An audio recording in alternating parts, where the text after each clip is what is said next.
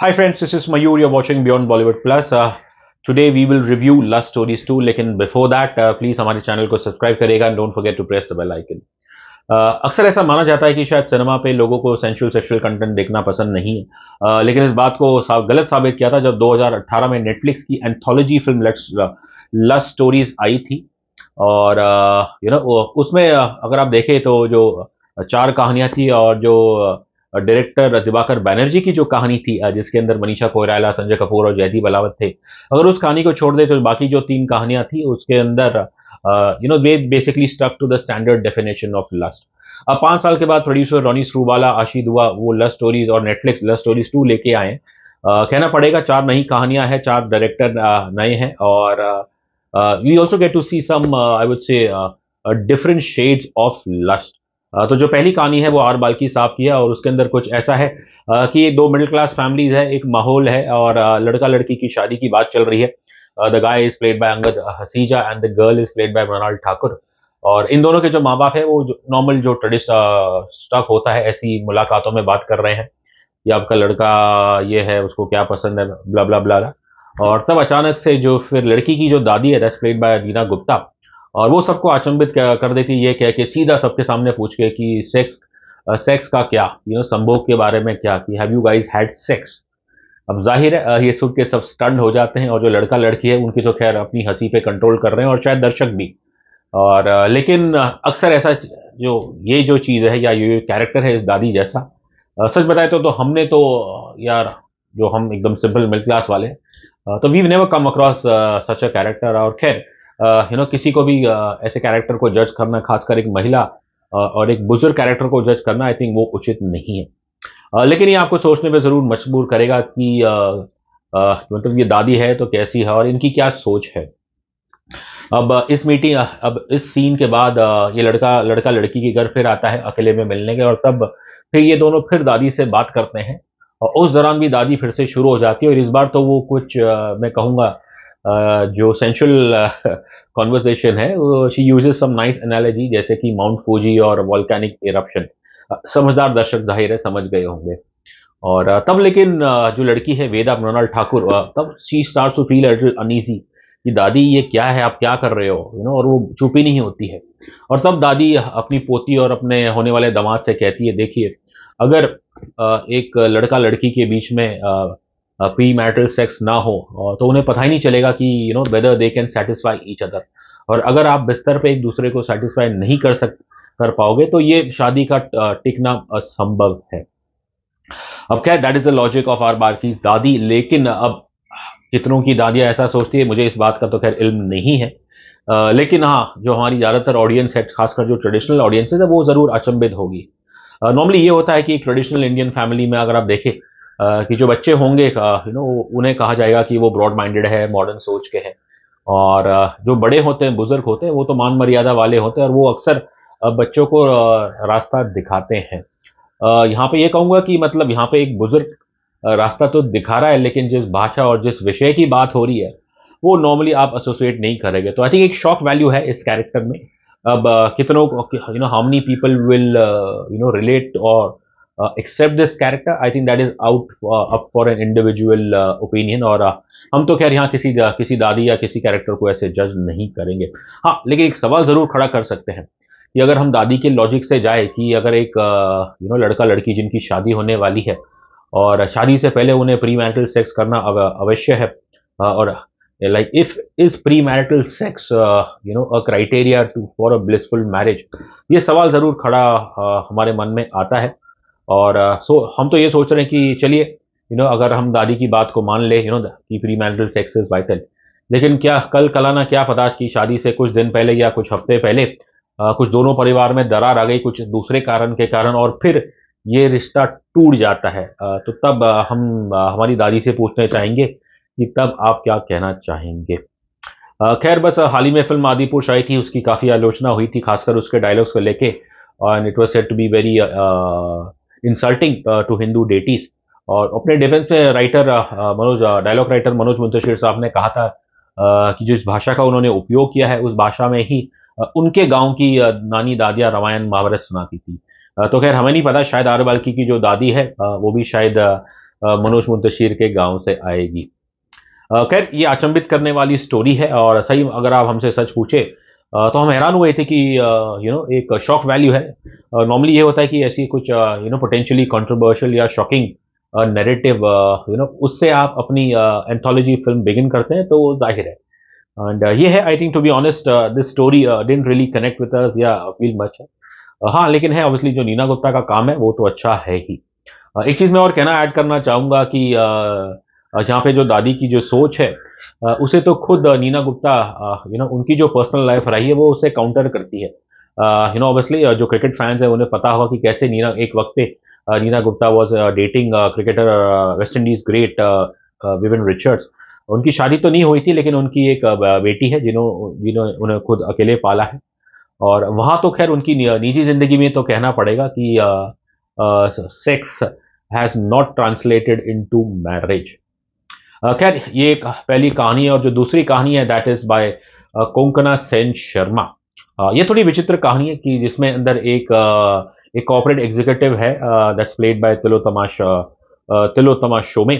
और वो एक दिन अपने घर जल्दी आ जाती है और दंग रह जाती है कि जब जैसे ही वो दरवाज़ा खोलती है उन्हें कुछ आवाज़ें आती है और वो चुपके से देखती है कि उन्हीं के बेडरूम पे उनकी जो बाई है सीमा दीदी प्लेड बाय अमृता सुभाष, और वो संभोग कर रही है एक आदमी से जो उनका बाद में पता चलता है कि वो उनका पति है।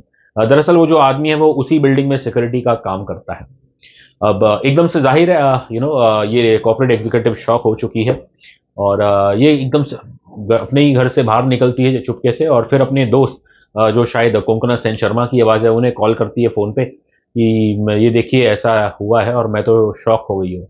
और बस ये है। अब नॉर्मली इस स्थिति में क्या होना था, I am sure most people would have just fired that made, लेकिन तिलोत्तमा शोमे ऐसा नहीं करती है और अगले दिन से ये हाथ वो उन्हें ये दृश्य अगले 2-3 दिन तक लगातार देखने को मिलता है। लेकिन बाय द टाइम मैं कहूँगा जब तीसरी या चौथी बार आता है तब जो सीमा दीदी है उन्हें एहसास हो जाता है कि शायद जो उनकी मालकिन है कि वो उन्हें और उनके पति को संभोग करते हुए चुप-चुप के देख रही है। और हाल ऐसा कुछ है कि अब जैसा एक एडिक्शन या एक लत पड़ गई है तिलोत्तमा शोमे को, उनके कैरेक्टरों को, कि वो घर पे जल्दी आए और अपने ही बिस्तर पे चुप-चुप के अपनी बाई और उनके पति को सेक्स करते हुए देखे। तो खैर इसे आप क्या कहेंगे, वॉयरिज्म है मैं कहूँगा। आई थिंक शुरुआत में ये जो कहानी है ये तो खैर वॉयरिज्म की है। लेकिन अगर आप इसे सोचें कि ये कहानी आपको जताती है कि दुनिया में कौन रईस है, इसका कोई सीधा जवाब नहीं है। वो जिसके पास एक अच्छे बड़े मकान में रह रही है, नौकरी अच्छी है, पैसा अच्छा है, लेकिन उसकी सोशल स्किल्स ज़ीरो है। उसके पास कोई उसके साथ वो अकेली रहती है, उसके साथ कोई बॉयफ्रेंड या कोई उसका एक हम साथी नहीं है। So that's obviously Tilottama Shome.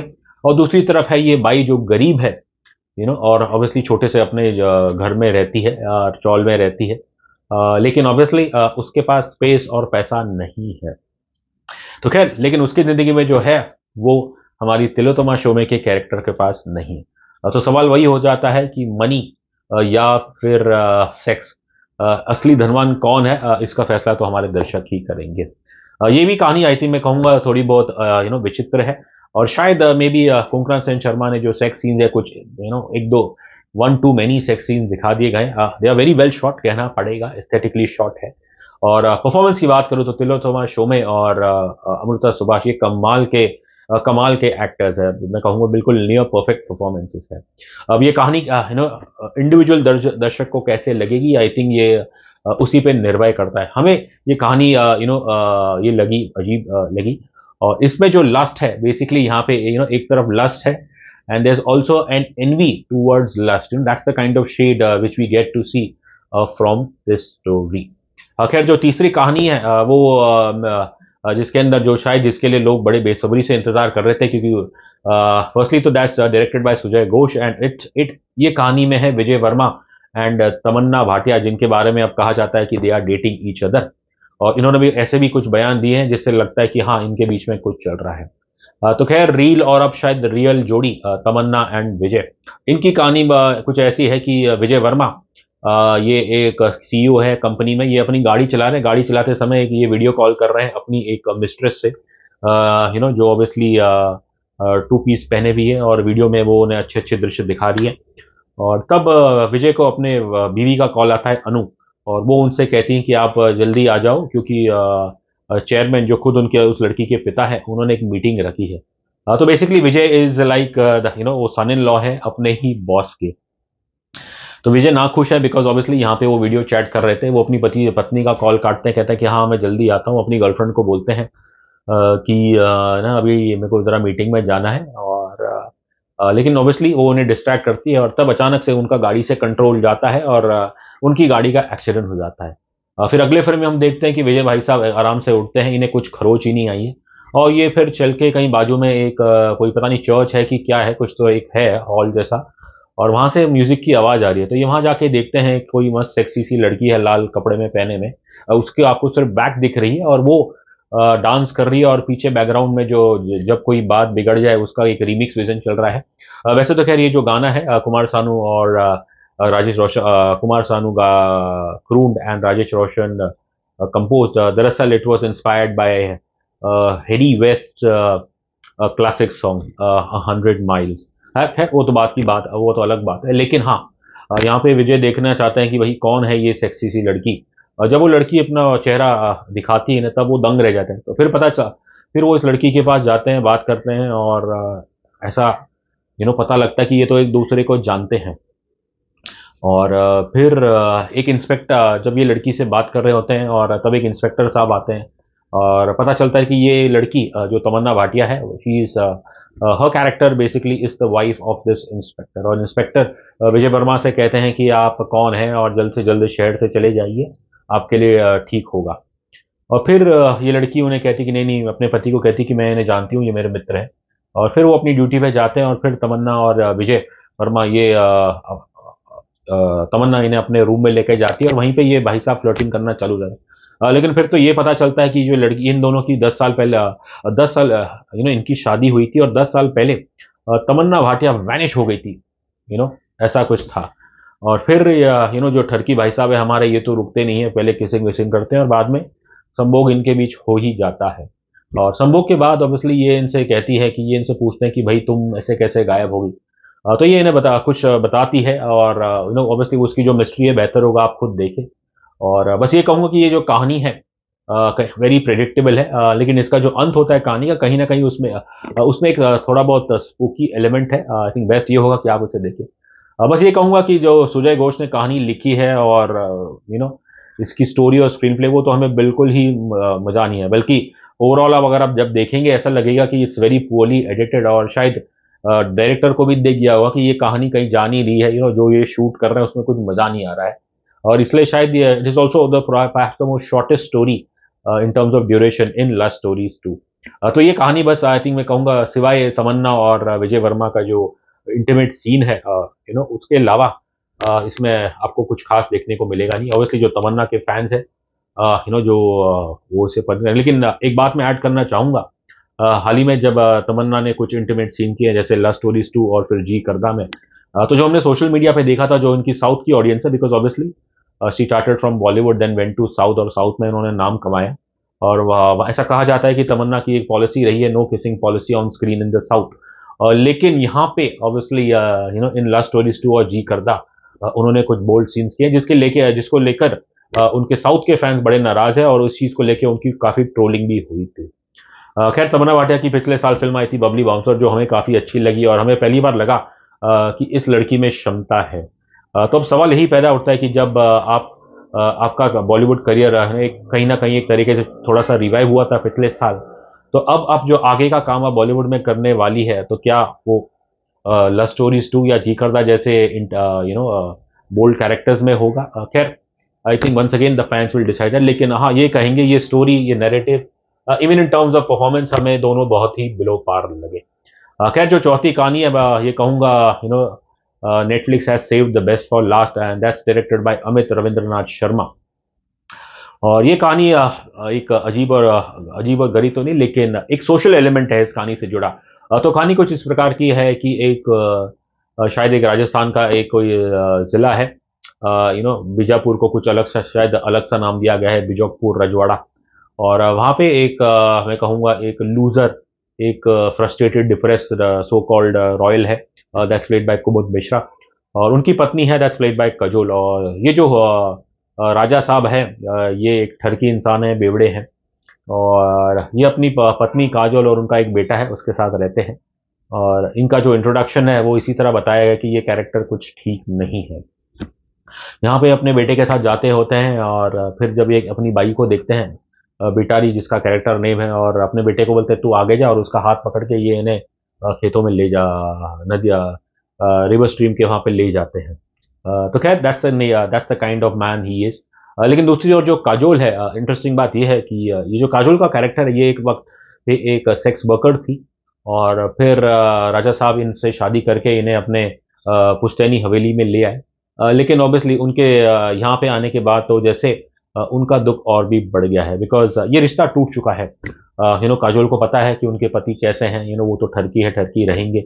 और उन्हें पता है कि वो उनकी बाई को उनके साथ नाजायज संबंध रखे हुए हैं। फिर वो बेसिकली अपनी बाई को फायर कर देती है, और फिर एक नई बाई आती है जो उनकी पहली बाई से भी ज़्यादा खूबसूरत। जाहिर है राजा साहब के हमारे इस लड़की के ऊपर भी डोरे जाते हैं। और फिर जो आगे कहानी बढ़ती है, खैर बस इतना कहूँगा कि काजोल का जो बस ये है, उन्हें लगता है, उनका जो सपना है कि मेरी ज़िंदगी तो कट गई, या लेकिन वो कहती है कि जो एक रंडी का बेटा है वो राजा बनेगा। तो उनका बस यही सपना है ज़िंदगी में, कि कैसे भी करके उनके बेटे को लंदन जाने का मौका मिल जाए पढ़ाई करने, और फिर वो भी उनके साथ चली जाएगी। और माँ बेटी का ये प्लान है कि वो लंदन जाके अपने इस पिता को अकेला छोड़ दे। लेकिन दुर्भाग्य से obviously destiny deals a cruel blow to those dreams. अब ये क्या है, ये तो खैर अगर देखेंगे तो बेहतर पता चलेगा। बस ये कहूँगा कि ये जो कहानी है of all the last story जो सेकंड पार्ट में है, मैं कहूँगा इस कहानी ने हमें बहुत प्रभावित किया। पहली कहानी में जो था एक जनरल लस्ट था, दूसरी कहानी में उसमें एक लस्ट और एनवी थी। जो तमन्ना और विजय वर्मा की कहानी थी उसके अंदर एक मैं कहूँगा लस्ट फॉर रिवेंज था। और ये जो है, या actually I think I should say जो तमन्ना और विजय की कहानी है उसके अंदर एक लस्ट फॉर पावर है। लेकिन जो चौथी कहानी है उसमें कहीं ना कहीं एक लस्ट फॉर रिवेंज या लस्ट फॉर रिवेंज है। और जब आप देखेंगे तो आपको ये बेहतर समझ आएगा। तो बस ये है कि ये चार कहानियां हैं। और सबसे ज़्यादा जो कहूँगा जो हमें मज़ा आया और जिसने हमें एंगेज किया वो कहानी है डेफिनेटली अमित रविंद्रनाथ शर्मा की। कुमुद मिश्रा इज़ अ जीनियस, उनके बारे में क्या कहूँ। बस 2 हफ्ते पहले हमने उन्हें एक बहुत ही एक अंधे इंसान के जो बहुत ही नोबल इंसान है वो देखा था फिल्म नज़रअंदाज में। और अब उनका एक ये ऐसा हैवानियत वाला रूप, लेकिन कमाल के एक्टर है। आई थिंक डायलॉग्स कैरेक्टर तो अलग बात है, लेकिन फिल्म में जो एक सीन है कि ये कैसे बेशर्मी से खुलेआम पेशाब कर रहे हैं एकदम, उनके चेहरे पे एक सडिस्टिक स्माइल है, और तब वो उनकी बाई को देखते हैं। तो वो ऑब्वियसली इस कैरेक्टर के बारे में आपको बताता है। एंड स्टार्ट से एंड तक कुमुद मिश्रा मैं कहूँगा इज नियर परफेक्ट। काजोल का ये कहूँगा कि उनकी एक्सेंट जो मारवाड़ी एक्सेंट है वो आपको यहाँ पे सुनने को नहीं मिलेगी, लेकिन उनका काम अच्छा है। और जो नई उनकी बाई आती है, मुझे उस एक्टर का नाम नहीं पता, but obviously she looks very attractive और उनका काम भी अच्छा है। तो अगर मैं लव स्टोरीज 1 और लव स्टोरीज 2 को कंपेयर करूँ, तो लव स्टोरीज 1 में वो दौर थोड़ा अलग था, कि वो टाइम पे नया नया ओटीटी मैं कहूँगा it was at its infancy stage in India. तो एक नेचुरल एक्साइटमेंट थी कि भाई ये क्या है, नेटफ्लिक्स या अमेजॉन क्या है, ये लोग क्या लेके आ रहे हैं, कुछ हटके कंटेंट लाएंगे। तो उस दौर में जो लव स्टोरीज आई थी, आई थिंक लोगों ने उसका आनंद उठाया था। और उसमें जो अगर आप देखें जो लव था, स्टैंडर्ड डेफिनेशन ऑफ लव था, और ज़्यादातर ह्यूमर के आधार उस टाइप में थोड़ा बहुत उसे इस्तेमाल किया था। और जो मैं कहूँगा लास्टिंग मेमोरी जो उस लव स्टोरीज 1 की थी वो तो ऑब्वियसली कियारा आडवाणी थी, जो उनका वाइब्रेटिंग एक्ट था। और उसे देख के ऑब्वियसली काफ़ी लोगों को हंसी छूटी थी। जो खासकर हमारे जो मेल ऑडियंस है उनकी तो हंसी छूटी, लेकिन शायद जो फीमेल ऑडियंसेस है उनके लिए, आई थिंक मेल ऑडियंसेस के लिए तो वो तो एक स्टफ ऑफ लेजर नाइटफॉल था, और जो फीमेल ऑडियंस है उनके लिए कियारा का वो वाइब्रेटिंग एक्ट कहीं ना कहीं एक नॉक्टर्नल एमिशन जैसा था। आई थिंक एक चीज़ और ये फ़र्क ये है कि ऑब्वियसली वो टाइम का माहौल अलग था, और अनफॉर्चुनेटली अब 2023 में देखें, पिछले 2-3 साल में बॉलीवुड ने काफ़ी स्ट्रगल किया है और फिल्में इतनी अच्छी चली नहीं। और ये वक्त ऐसा है कि जब एक बॉयकॉट बॉलीवुड ब्रिगेड भी है, जो मुझे लगता है वो ज़रूर इस फिल्म की क्रिटिसाइज करेगा और ये पूछेगा वो चिल्लाएगा कि भाई बॉलीवुड तो बस अपने पैंट के ऊपर सोच ही नहीं सकता है। तो आई would say that overall love stories twos हमें डिसअपॉइंट करती है। 4 कहानियाँ हैं, 4 में से सबसे बेहतर कहानियाँ काजोल की है, और जो तिलोत्तमा और अमृता सुभाष की कहानी है वो भी अच्छी है, और जो बाकी 2 कहानियाँ हैं वो हमें डिसअपॉइंट करती है। लेकिन इन टर्म्स ऑफ टेक्निकली ऑब्वियसली चारों कहानियां मैं कहूँगा अच्छी शूट की गई है, और फिल्म में तो खैर इतना बैकग्राउंड स्कोर है नहीं, लेकिन एक बिल्कुल 50-50 एफर्ट कहूँगा मैं। खैर अगर बात करें रेटिंग की तो हम लव स्टोरीज 2 को देते हैं 5 में से 2 स्टार्स।